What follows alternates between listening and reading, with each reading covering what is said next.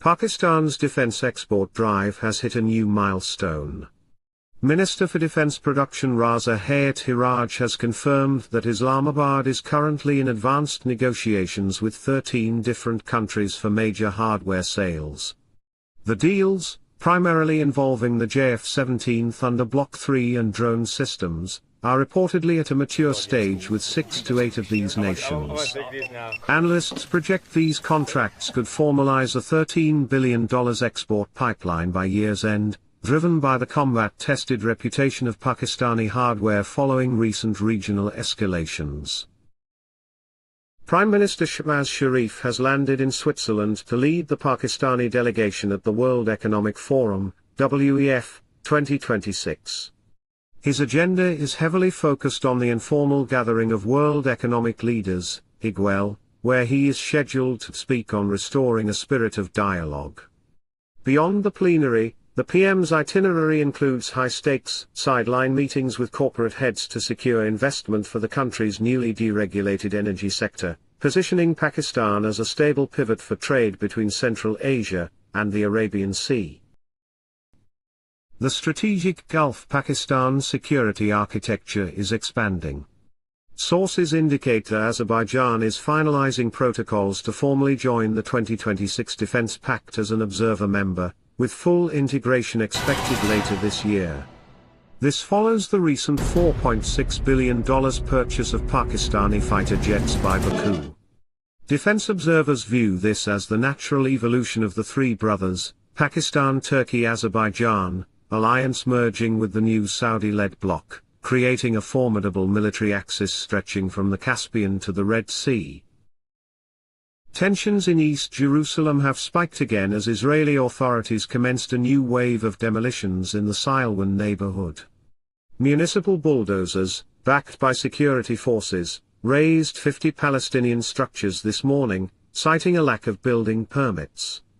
The operation forcibly evicted 2 families to clear land for a controversial gardening and archaeological project. The Palestinian Authority has condemned the move as state-sanctioned ethnic cleansing, warning that it crosses a red line that could ignite broader unrest in the West Bank. From Gwadar to Washington, this is Pact Geo Defense Update, Pakistan's voice in the world of defense and geopolitics. Please subscribe. We begin the in-depth coverage with a harrowing report from Geneva. UN human rights experts have released a finding that accuses the Taliban government of running a systematic, institutionalized campaign to erase women from Afghan public life. The report, authored by the Special Rapporteur on Afghanistan, calls on member states to legally codify gender apartheid as a crime against humanity. It details how recent edicts have not only banned education but effectively criminalized the presence of women in non-segregated spaces. The experts argue that this is not random discrimination but a governance doctrine intended to render women invisible. The findings are expected to heavily influence the upcoming negotiations on the new UN Treaty on Crimes Against Humanity, with activists demanding that the Taliban leadership face international tribunals for these specific violations.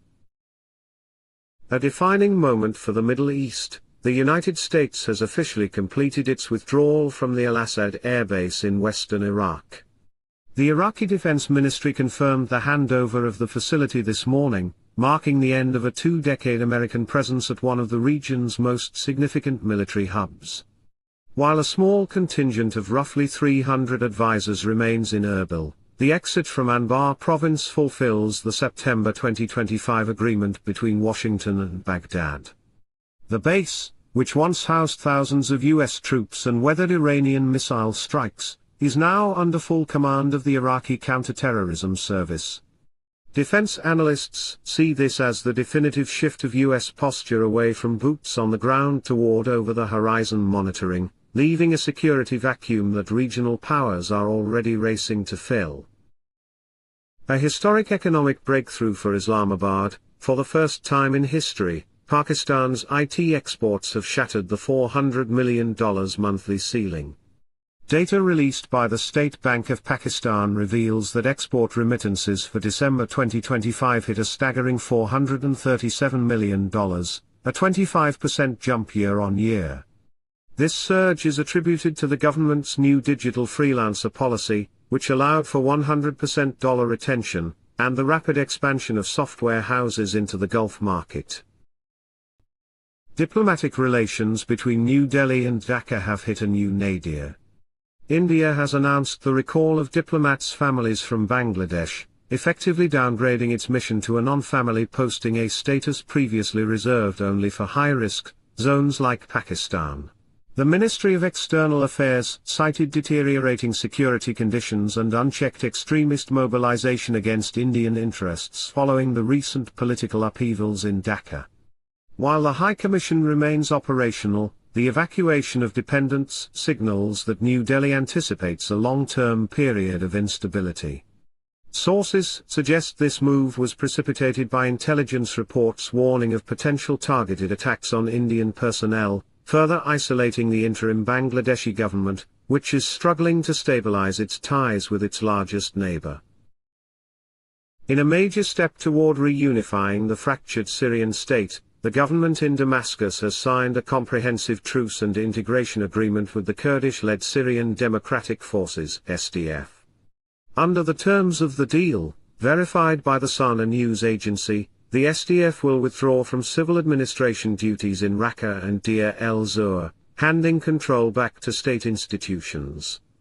In exchange, the SDF's military units will not be disarmed but will be integrated as the Fifth Corps of the Syrian Arab Army, retaining their local command structures under national oversight. The agreement effectively ends the US-backed autonomy project in the northeast but secures Kurdish cultural rights within the constitution. It is a victory for President Ahmed al-Shara's One Syria policy, closing the front that has divided the country for over a decade. Sparks flew at a high-level pre-Davos diplomatic forum today as Poland and India clashed publicly over regional geopolitics. The exchange began when the Polish foreign minister, representing the EU presidency, sharply criticized India's silence on the security vacuum in Bangladesh and its continued engagement with autocratic regimes in South Asia. In a rare stinging rebuke, India's external affairs minister fired back, accusing Europe of Eurocentric hypocrisy. He remarked that while Poland demands global attention for its eastern neighbor, Ukraine, it ignores the existential threats India faces from its own neighbors. The United Nations Human Rights Council is set to hold an urgent special session this Friday to address the rapidly deteriorating human rights situation in Iran. The meeting comes after credible reports of alarming violence, crackdowns, and mass protester deaths. Some estimates suggest thousands killed during nationwide demonstrations, prompting global outrage and condemnation. This rare emergency session was requested by multiple member states, including the UK, Germany, Iceland, and others, and aims to spotlight the serious violations of international human rights law. That's enough for today. Share your thoughts in comments section, and please answer today's question.